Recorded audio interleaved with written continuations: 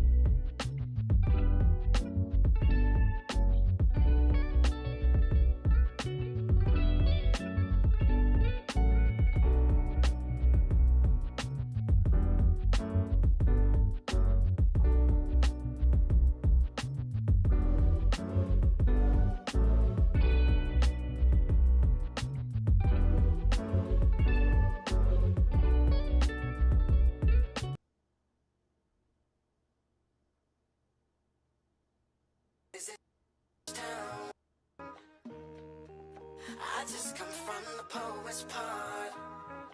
Bright light, city life, I gotta make it. This is where it goes down. I'm messing up.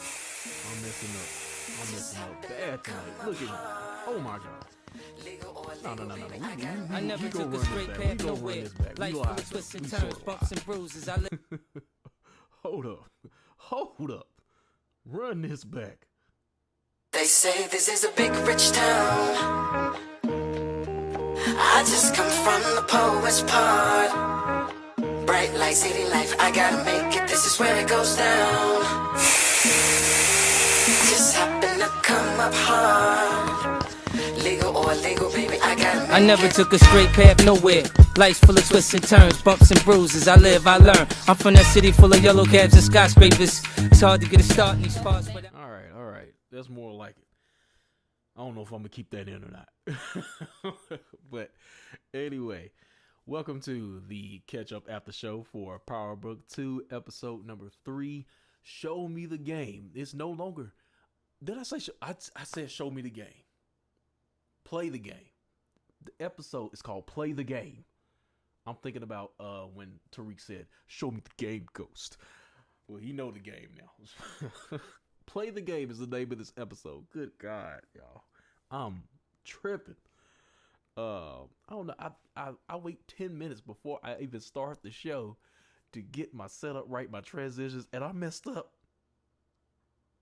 I was going to go live on YouTube, but I thought because I'm using broadcasting software, it would let me go. I don't have enough like subscribers or whatever to go live. I have to use mobile to go live. So not mobile, but desktop. But I run everything from iPad. So yeah, YouTube is blocking me. So the only place I can go live is Facebook at the moment. I did not know that. I tried to go live and it said I was blocked from going live. So I was like, man, what the? Okay. But anyway, you know, we're going to keep it running. So, okay, where we at here? Before I get into tonight's episode, iOS 14, how many Apple users we got out there? I upgraded to iOS 14, and of course, I am a AirPods Pro user here. I know, you know, the black, I got a case on, but yeah, I got the real deal. Get my head up, I'm tripping. All right, so yeah, I got my AirPods Pro. So with that update, you get what's called the spatial audio feature. So it's like a virtual surround sound. You know, it's a little hard to explain, but like when you move your head and stuff, like the sound moves from left to right ear. So if you're watching the Stars app, it supports the the surround sound or the spatial audio from the AirPods Pro. So if you're an AirPods Pro user, go check it out on Stars app. Of course, I think the movie or whatever you're watching has to have like Dolby Digital or Dolby Atmos or something like that. But yeah, it's a pretty cool experience. But yeah, side note. But anyway, guys, let's go ahead and get into today's show. But before I even do that, man, I'm tripping. I got off the review last week and I did not mention Blanca returning. I don't know how I missed that. That was the most important part of the episode. So I was beating myself up over that. So let's talk about that before I even get into the episode. And I knew Blanca was returning. When they showed the scene where Sax was trying to recruit the guy to, investigate Tasha or whatever. He wanted him to be his lead investigator. So I'm thinking in my mind, okay, Blanca's returning in this episode. And of course, at the end of the episode, even though Sax was using her against Tasha, because she's trying to pin the murder of Terry Silver on Tasha, so he was using her as kind of like a pawn or whatever. But then towards the end of the episode, Blanca pulls Davis and crew aside and was like, "Hey, I want to go on the stand. Sax is dirty. I want to take him down." So this is gonna be interesting to see what happens when we get to that part of the series. But yeah, I mean the series is good so far. This episode was okay. It was weaker than the past two, in my opinion. But yeah, how do y'all feel about this episode? But one thing that I've been thinking about is what this series is missing.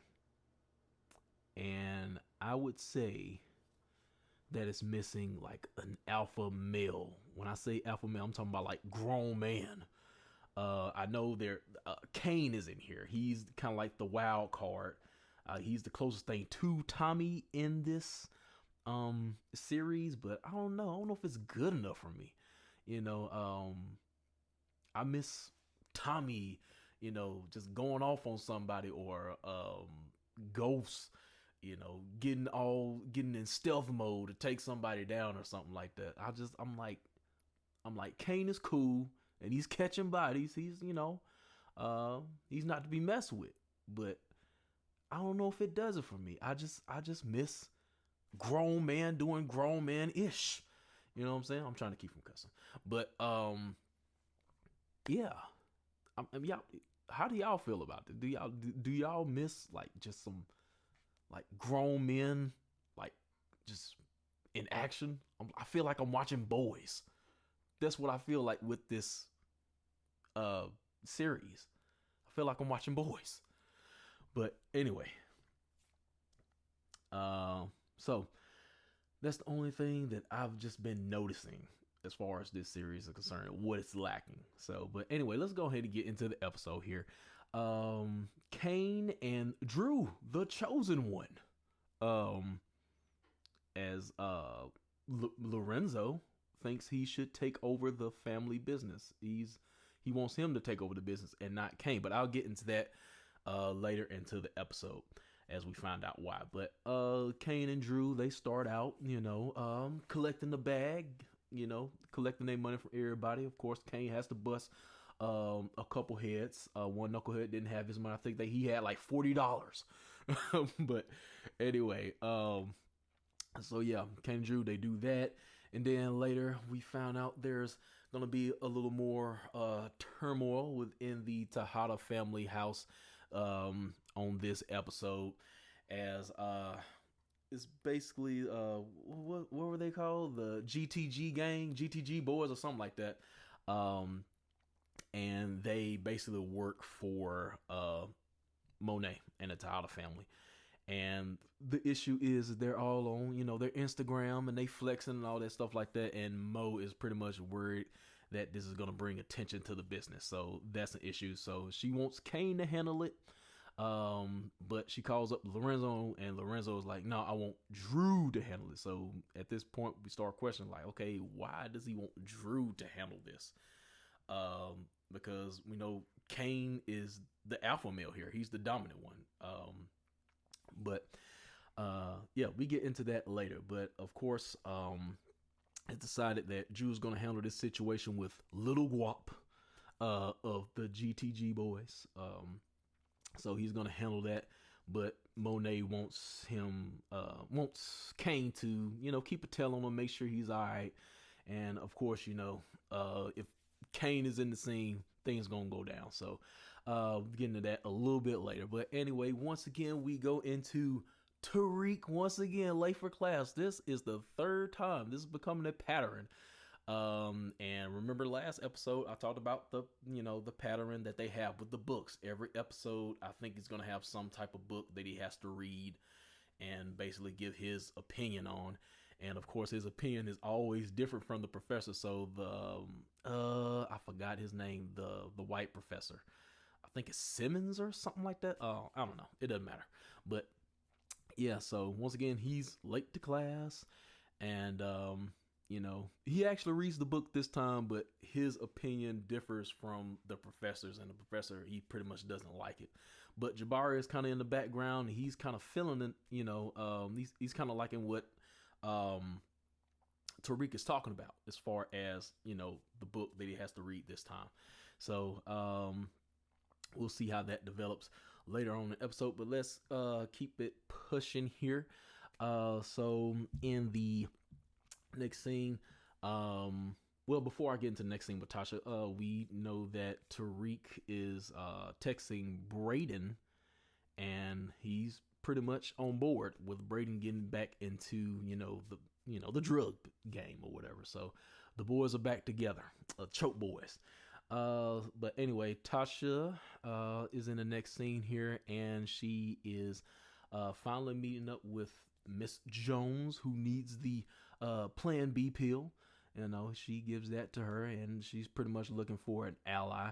But she's been watched as well by another, I guess, CO within the prison or whatever, and he works for the Tejada family. And so, because Monet wants to know what Tariq is up to. So, yeah, he reports that to Lorenzo, because Lorenzo, he has power within the prison. He has people under his thumb or whatnot. So after that, we go back to Lorenzo. I think I mentioned this before. Lorenzo basically told Monet that she wanted Drew to handle the situation with Lil Guap. I just kind of skipped ahead a little bit of time, so we'll skip over that as I went over that already. So we also find out that Tasha is going to be doing a mock trial. Davis set up a mock trial for her, and let's go and just get to it right now. They did it 2 times. The first time it was cool, and Tasha had a story straight, and it looked like everything was going to be fine. And then the second time he pulls a wild card and brings Tamika to basically grill her, and she annihilated her on the stand completely. And Tasha is just not ready to go on trial right now. So we're gonna see how that develops. But right now, Tasha is not ready to go to trial.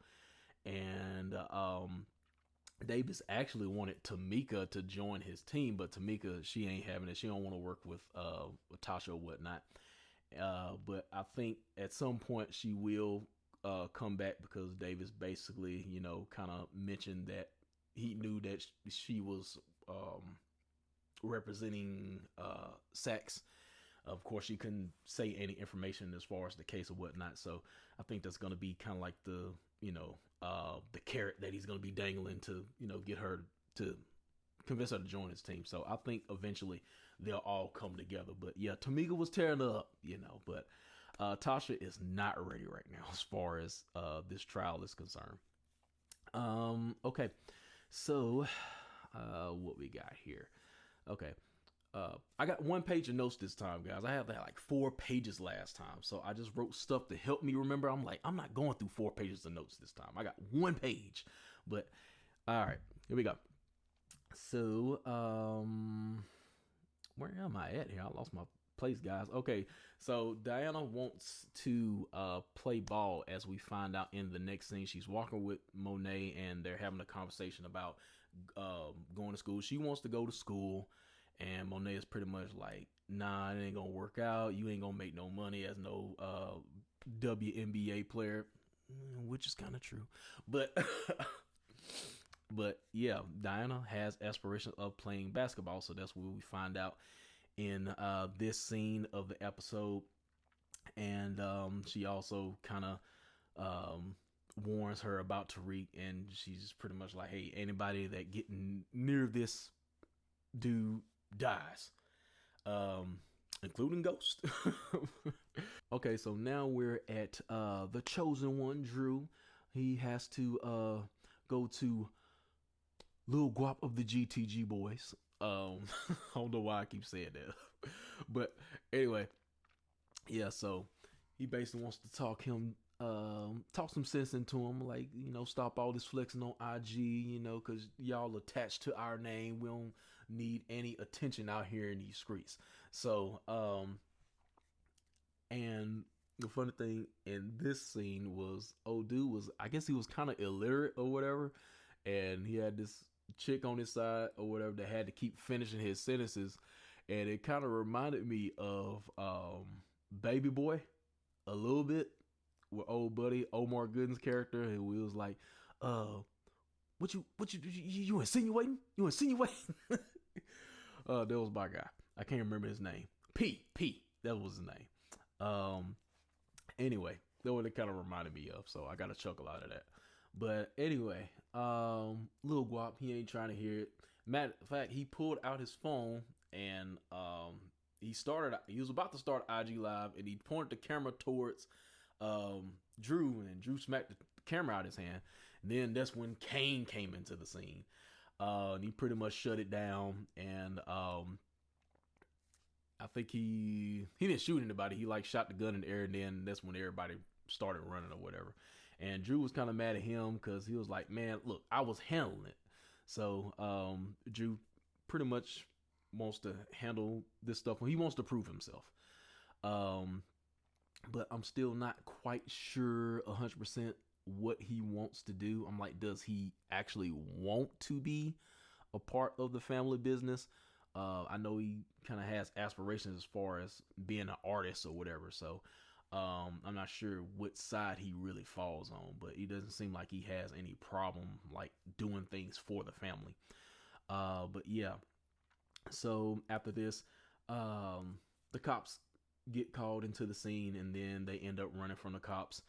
One of the cops is about to bump into Kane and Drew while they're hiding like in the alleyway or whatever, and Kane is about to bust one, about to become a cop killer. And Ramirez, he's on the scene, so he sees them running, and he kind of he pretty much saves the day, because he diverted the attention of the other officers that was about to walk up on them. And he was like, okay, they went this way, so get in the car with me, blah blah blah blah. So yeah, Ramirez, of course, in the pocket of the Tejada family. What else we got here? So after that, Ramirez goes to Monet, and he's basically pleading her, hey, look, y'all gotta slow down for a minute. Y'all name out here in the streets. So pretty much, that whole IG video kind of messed them up a little bit. So they need to kind of cool off for a second. But Mo ain't trying to hear that. She's like, look, I'm running my business. We ain't stopping nothing. I can't stop. Won't stop. P. Diddy. But okay. So this is where I wrote down Davis brought in Tamika, but I talked about that already. As I said, I skip ahead here and there. But then we go to the next scene where Monet is talking to Lorenzo once again, and this is where we kind of find out what side both of these guys are on. Lorenzo basically wants Drew to take over the family business. He's grooming him to do that, and he feels like he needs to do more because he has more of a level head, as Kane is very erratic and mentally not fit to run the family business as Lorenzo feels.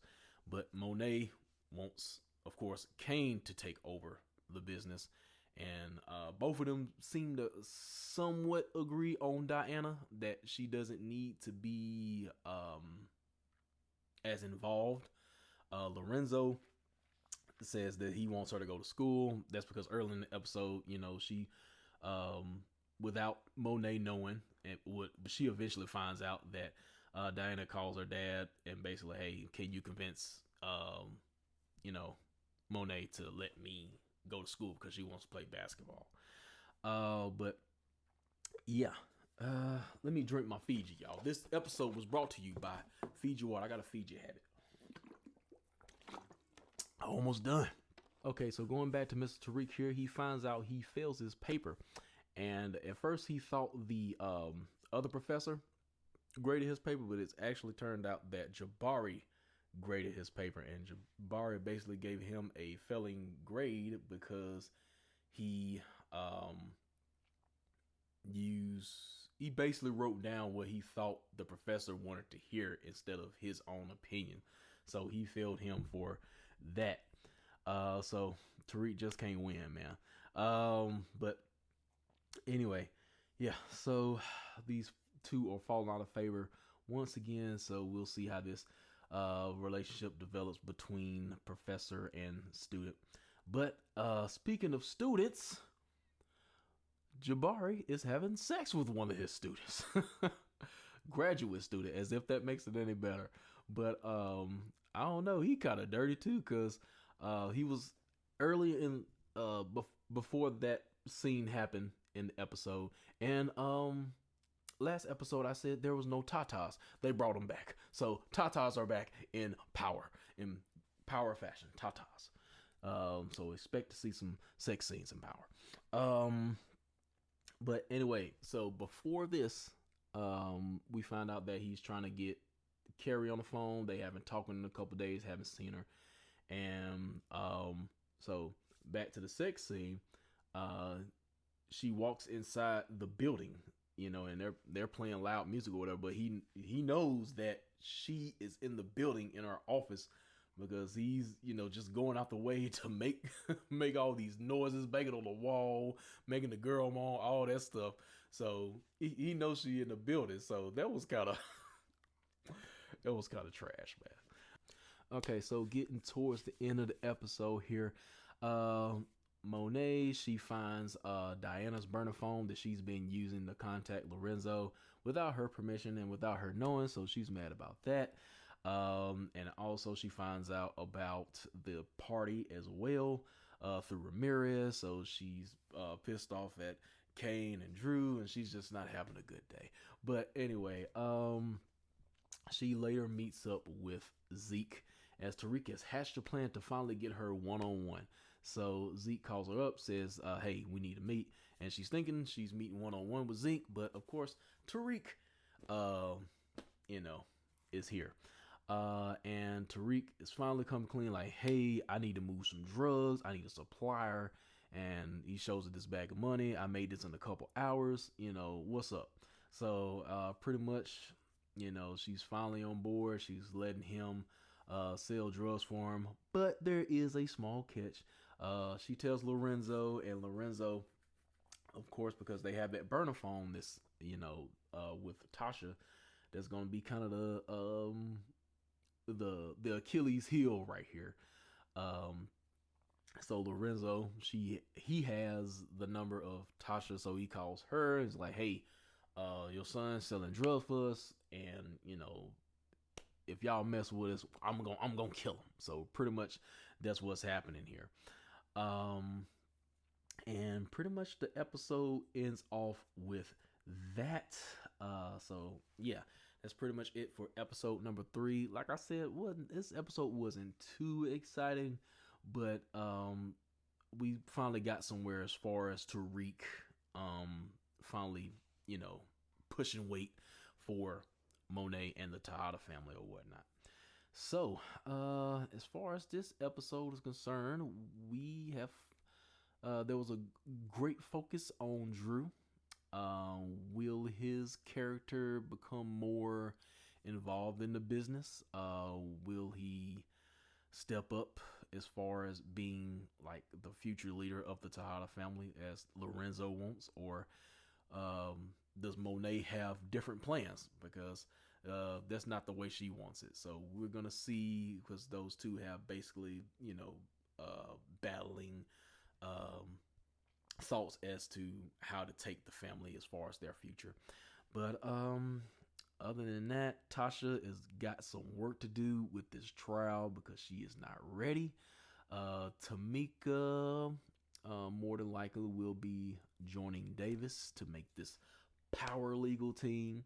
So but yeah, that was probably my favorite moment of the night. Tamika toe up, man. That was probably my favorite moment of the episode. Other than that, that's it, guys. If you made it this far, thanks. Make sure to like, comment, subscribe, all that good stuff. I probably should have said that in the beginning of the episode, but it's okay. But anyway, I will see y'all for week 4 next week. Yep, that's it. Hey, it's the catch up. You should catch up. We gon' catch up. It's the catch up. You should catch up. We gon' catch up. Oh yeah. It's the catch up. You should catch up. We gon' catch up. Oh yeah. It's the catch up. You should catch up. We gon' catch up.